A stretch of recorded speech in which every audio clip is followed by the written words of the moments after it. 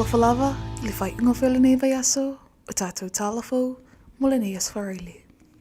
O la aso lulu le vai aso nei na tufa tufa aloa I ai mea whainga luenga, mole au whai whatu anga I tawala mai blo ketis katap, I le whainga pa anga Samoa masaina.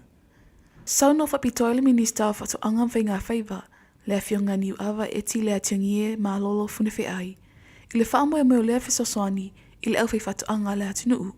O lo tama whaile malo I wha malo sia le ngalo whai pa anga le malo Samoa masaina. E tauala mai le mtanga luenga whatu anga whainga whaiva, I le atine o whatu anga, ma le si eti o le tūlanga le maua peo tau mawha mō na tangata. Na ia tu ala loi fo I le au whai whatu anga le atunuu. Ia whaonga le lei nei fo wai, ai meisir to mai uwhasoa mai e suia le malo saina, a wā lava le atine eino I tūtau whatu anga, I te tono Samoa. Inisio tala, o le vai aso nei na whaangaso le whanatanga whaawao malo al komisio malo o whaatasi Amerika. O lo awa ia toa inisio sui le whaalapatonga no nua o le alofa.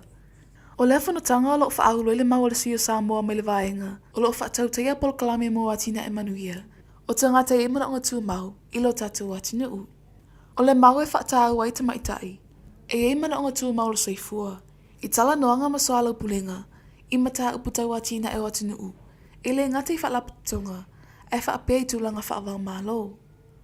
O le Aso Faraile mule le masina nei e whai ele whanatanga whale tausanga, a le whaalapatonga tala no I nei mata upu. I lo la tolo to I whale, mawhai ei filifilinga o tofi, o le komiti whaafoel no nua o le alofa.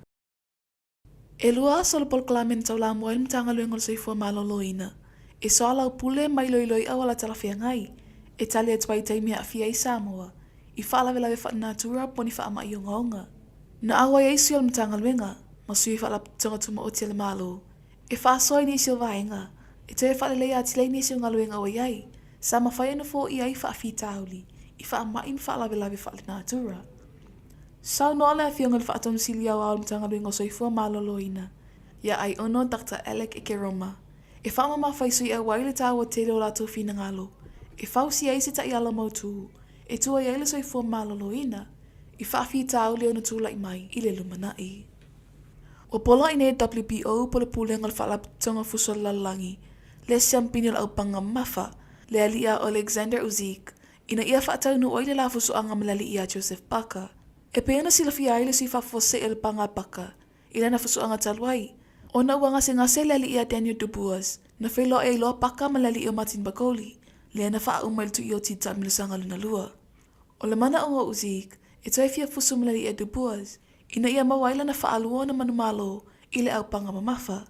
Pei ta ila polo inga utu ina mai el pūlenga WPO, e te tawana fuso mua mwail Uzik mapaka, e o mail te miline ila imanino mai lava, pe whaatau nu ulea fusuanga, pe le ai. I tala muli. O lea sana na finta tala alo I eila fi ele tisi wha leo leo, mo le matanga luenga o wha masinonga.